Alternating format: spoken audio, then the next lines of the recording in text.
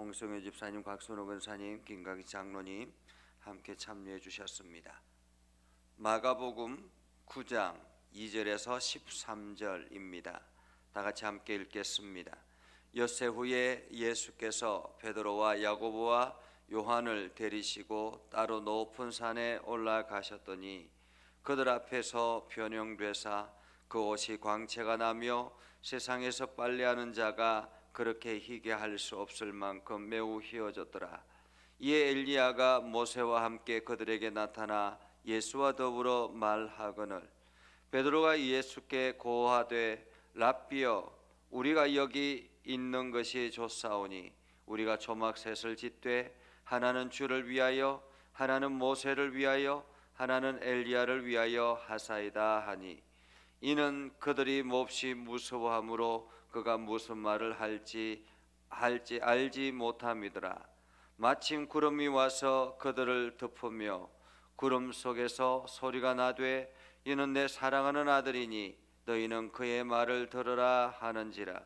문득 둘러보니 아무도 보이지 아니하고 오직 예수와 자기들 뿐이었더라.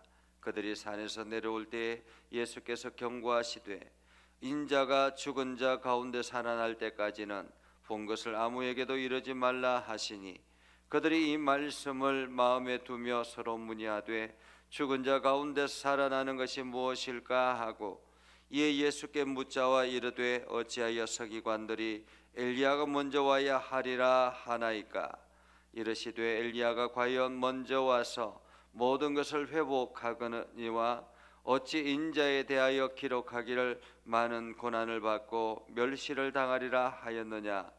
그러나 내가 너희에게 이르노니 엘리야가 왔으되 기록된 바와 같이 사람들이 함부로 대우하였느니라 하시니라. 아멘. 오늘도 하나님의 은혜가 여러분의 삶에 가득하기를 바랍니다. 하나님의 영광이 여러분을 통해서 나타나기를 주님의 이름으로 축복합니다. 우리가 지금 계속 이어서 마가복음을 봅니다. 마가복음을 보는데 오늘 본문 말씀에 보면 엿새 후에라고 이야기합니다. 엿새 후에. 그러면 엿새 이전에는 어떤 일이 있었는가를 생각해 볼 필요가 있죠. 엿새 이전에 6일 전에 어떤 일이 있었는가. 우리가 어제 말씀을 통해서 베드로가 예수님께서 제자들에게 너희는 나를 누구라고 하느냐라고 했을 때 베드로가 주는 그리스도십니다 라고 고백했잖아요. 정말로 아름다운 신앙의 고백이죠. 그때 당시에는 메시아에 대한 확신이 없었을 테고 그리고 동일한 사람의 육체를 가지고 있는데 예수님이 하나님의 아들이고 우리의 구원자다라는 것을 고백한다라는 것은 쉬운 일이 아니죠. 베드로가 그렇게 고백하자 예수님께서 곧 이어서 당신이 제사장들, 서기관들, 종교 지도자들에게 고난당하고 죽임을 당해야 될 것이다라는 것을 말씀하죠. 그러자 베드로가 나서서 이야기합니다. 무슨 뜻입니까? 무슨 말입니까? 우리가 절대로 그렇게 두지 않겠습니다 라고 완강하게 예수님을 붙잡았죠. 그러자 예수님께서 곧바로 사탄아 내 뒤로 물러가라 라고 하는 크란 말씀을 들었습니다. 다시 말하면 베드로는 지금 예수님이 우리와 함께 오랫동안 이렇게 지냈으면 좋겠다라는 그런 마음이죠. 예수님께서 그냥 우리가 하는 지금 행하는 것처럼 병자를 고치고 귀신을 쫓아내고 이러면서 유명한 사람이 되어서 장차 이 나라를 이끌어갈 그러한 영적 지도자로 세워지기를 기대했던 것이죠. 그런데 갑자기 종교 지도자들에게 고난당하고 죽임을 당하고 사흘 만에 다시 살아나야 할 것이다 라는 것을 말하자 그것을 도저히 우리가 가만히 둘 수 없다라고 이야기를 했던 것입니다. 이렇게 이야기를 하고 난 다음에 6일이 지났다라는 말입니다. 6일이 지났다. 6일이 지나서 베드로와 야고보와 요한을 데리고 따로 높은 산에 올라가셨다. 12 제자들 중에서 특별히 3명을 데리고 따로 기도하러 갈 때도 종종 있었습니다. 오늘도 보니까 이 3명을 데리고 높은 산에 올라갔다라는 거죠. 세 명을 데리고 높은 산에 올라가서 놀라운 광경을 목격하게 합니다. 그들 앞에서 변형되사, 그들은 누구입니까? 베드로와 야고보와 요한, 제자들을 말하죠. 그의 제자들 앞에서 예수님이 갑자기 변형되었다라고 이야기합니다. 무슨 뜻이냐면 갑자기 이상한 모습으로 나타난 것이 아니라 그의 얼굴에 광채가 일어나기 시작하고 그 온 옷이 희어졌다, 눈보다 더 희게 되었다라는 말이죠. 빨래하는 자가 그렇게 희게 할 수 없을 정도로 아주 희어졌더라라는 것입니다. 사실 예수님이 늘 돌아다닐 때 빨래를 제대로 할 수 있었겠습니까? 그를 지금처럼 빨래를 자주 할 수 있는 그런 상황이 아니고, 그렇다고 또 지금처럼 세제가 좋아서 아주 희게 될 수 있는 것도 아니고, 그런데 지금 예수님이 입고 있는 그 겉옷이 눈과 같이 희어졌더라라고 말합니다.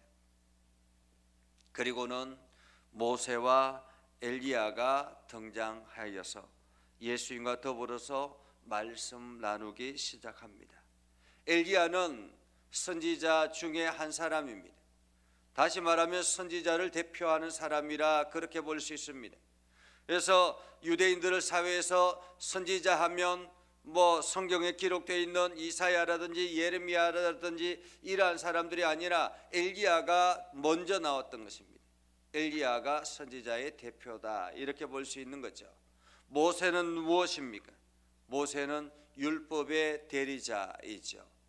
모세를 통해서, 하나님께서 모세를 통해서 율법을 주시고 이스라엘 백성들에게 그 율법을 전달하게 하셔서 지금의 유대인들이 된 것입니다. 그 율법을 붙잡고 유대인들이 살아가게 된 것이거든요.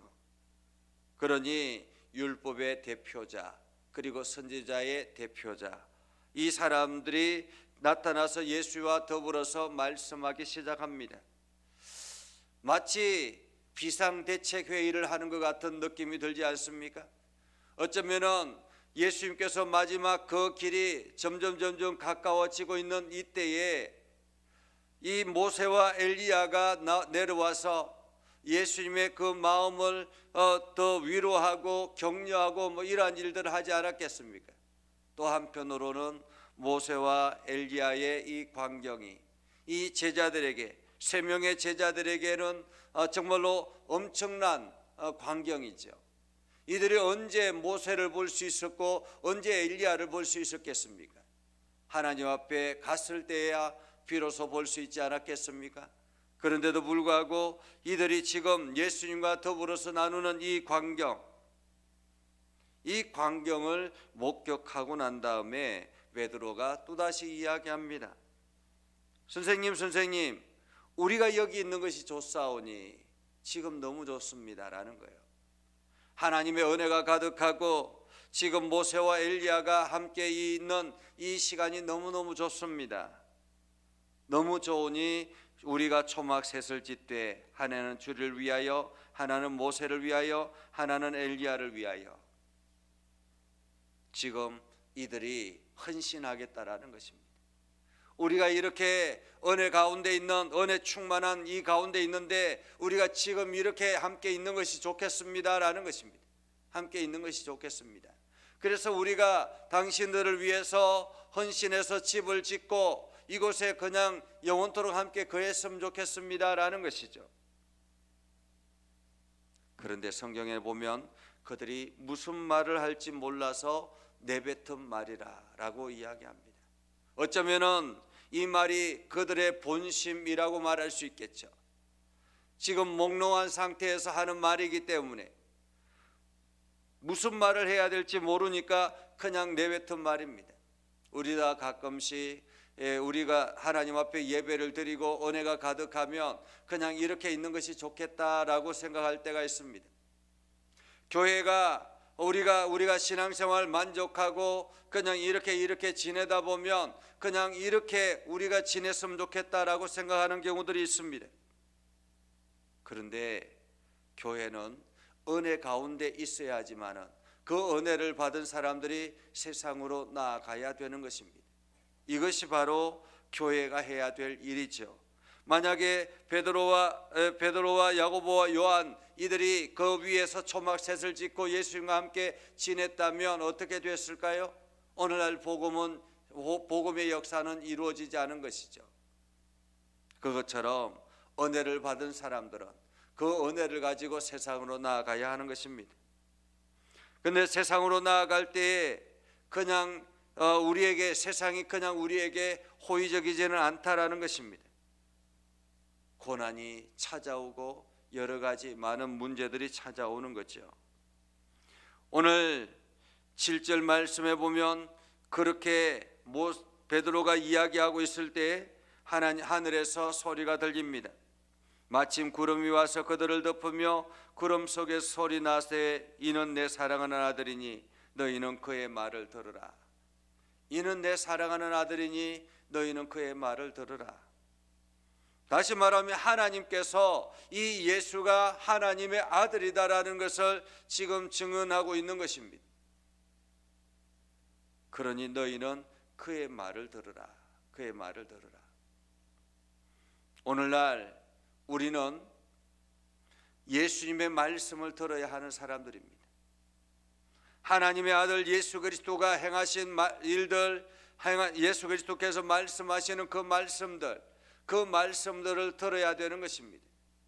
그래서 그 말씀들이 신약 성경에 기록이 되어져 있고, 그러면 구약은 무엇입니까? 구약은 예수 그리스도가 오시는 그 모든 것들을 증언해 주는 책이라고 말할 수 있습니다. 메시아에 대한 예언이지요. 그래서 구약의 말씀을 통해서 예수 그리스도 메시아에 대해서 다시 한 번 더 생각하게 되고, 신약의 말씀을 통해서 그 예수 그리스도께서 행하신 일들, 그분이 우리들에게 말씀하시는 그 말씀들, 우리는 그 말씀을 듣고 나아가는 것입니다. 환상 속에 신앙생활하는 것이 아니라 그 말씀을 붙들고 나아가는 것입니다. 그래서 너희는 그의 말을 들으라. 그 말씀을 듣고 나서 주변을 돌아보니까 아무것도 보이지 않았다라고 하죠. 그래서 그들이 이제 산에서 내려옵니다. 산에서 내려올 때 예수님께서 이야기하죠. 내가 죽은 자 가운데 살아날 때까지 본 것을 아무에게도 이르지 말아라. 아마도 그렇게 생각했겠죠. 지금 이 광경을 세상 사람들에게 아니면 제자들에게 이야기하며, 야, 우리도 갔으면 좋았을 것을 왜 우리는 데려가지 않았습니까? 라고 원망하지 않았겠습니까? 우리도 그러한 광경을 목격했으면 우리가 다 같이 한마음 되었을 텐데 라는 그러한 원망들이 있지 않았겠습니까? 내가 죽은 자 가운데 살아날 때까지 본 것을 아무에게도 말하지 말라. 그러자 제자들이 이야기합니다. 서로가 의논했다라고 이야기하죠. 마음에 두며 서로 문의하되 죽은 자 가운데 살아난다는 것이 무엇일까? 야, 죽은 자 가운데 살아난다라는 것이 무슨 뜻이지? 이런 거죠. 왜냐하면 그때까지 죽은 자가 다시 살아난다라는 것은 있을 수 없는 일이죠. 부활이라는 개념 자체가 없었던 것입니다. 아무도 죽은 자 가운데 살아나서 직접 우리 앞에 활동하고 했던 그러한 사람들이 없었던 것이죠. 그래서 죽은 자 가운데서 스스로가 어떻게 살아날 수 있을까라는 것입니다.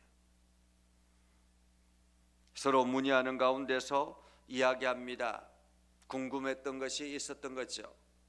무엇을 묻습니까? 서기관들이 엘리야가 먼저 와야 하리라 라고 말하는데 이 말은 무슨 뜻인가요? 메시아가 온다면, 당신이 메시아라면 분명히 서기관들이 이야기하기를 엘리야가 먼저 와서 그것을 증언하고 메시아가 등장하게 되는데, 엘리야가 어떻게 됩니까? 엘리야는 누구입니까? 라는 거죠. 과연 엘리야가 오셨습니까? 당신이 그분이십니까? 메시아입니까? 이런 의미이기도 합니다. 당신이 메시아입니까? 그러자 예수님께서 이야기합니다. 엘리야가 과연 먼저 와서 모든 것을 회복하거니와 어찌 인자에 대해서 기록하기를 많은 고난을 받고 멸시를 당하리라 하였느냐. 그러나 내가 너희에게 이르노니 엘리야가 왔으되 기록된 바와 같이 사람들이 함부로 대우하였느니라. 하나님께서는 말씀대로, 말씀에 계획하신 대로 착착 진행하고 있는데 사람들은 그것을 알지 못했다라는 것입니다. 엘리야가 정작 왔음에도 불구하고 그분이 엘리야인 줄 알지 못했다라는 것입니다. 그렇기 때문에 메시아도 알지 못하는 것이죠. 우리의 선입견이 하나님의 말씀을 깨닫지 못하게 한다라는 것입니다. 내 눈에 보여지는 그것만이 마치 모든 것인 것처럼 생각해서 그 일의 의미를 깨닫지 못한다라는 것입니다. 오늘 세례 요한이 엘리야로 등장했음에도 불구하고 사람들은 그가 엘리야인 줄 알지 못했다라는 거죠. 그리고 정작 메시아가 등장했음에도 불구하고 그들은 메시아인 줄 알지 못했다. 오늘 하나님은 우리들에게 말씀하신 그대로 메시아를 보내시고 그리고 우리를 구원하여 주셨습니다. 그리고는 너희는 그의 말을 들으라 라고 말씀합니다. 이제 우리는 환상 속에서 신앙생활하는 것이 아니라 하나님의 은혜를 우리가 깊이 경험하고 그리고 그의 말씀을 들어야 한다라는 것입니다. 예수 그리스도께서 말씀하시는 말씀들을 우리가 듣고 그 말씀을 따라서 순종하며 나아가야 하는 것입니다. 이것이 오늘날 우리가 신앙생활해야 될 이유이기도 하고 방법이기도 합니다. 그래서 오늘도 여러분들이 기도할 때 주님 오늘도 나에게 말씀하여 주시옵소서. 내가 그 말씀에 순종하겠습니다. 주님 오늘도 내가 만나는 사람들 속에서 어떤 일을 해야 되는지 내가 어떤 일들을 향해서 나아가야 되는지 그 일들을 깨닫게 하여 주십시오라고 기도하며 오늘도 주님이 나를 통해서 무슨 일을 행하실 것인지를 여러분들이 바라보며 나아가는 복된 하루가 되기를 주의 이름으로 축복합니다. 기도하겠습니다. 거룩하신 아버지 하나님, 오늘도 저희들 가운데 함께 하시고 하나님의 은혜를 부어주셔서 믿음의 길을 온전하게 걸어가게 해주심을 감사드립니다. 하나님, 우리가 하나님의 말씀을 듣고 그 말씀 앞에 순종하기를 원합니다. 오늘 예수님께서 말씀하셨던 그 말씀을 우리가 듣고 그 말씀대로 순종하며 오늘도 예수님께서 행하신 일들과 예수님께서 우리에게 당부하셨던 말씀들을 기억하며 그 일에 성실하게 감당하는 우리의 삶이 되게 하옵소서. 오늘도 믿음의 성도들이 나아가는 모든 환경 가운데 하나님 역사하여 주시옵소서. 하나님 역사하여 주시옵소서. 예수님의 이름으로 기도드리옵나이다. 아멘. 이제는 우리 구주 예수 그리스도의 은혜와 하나님 아버지 극진하신 사랑과 성령님의 감화 감동 역사 위로 교통하시며 은혜가 주의 말씀 안에 있는 믿음의 백성들 위해 하는 모든 일들 위해 영원토록 함께 하옵시기를 간절히 축원하옵나이다. 아멘.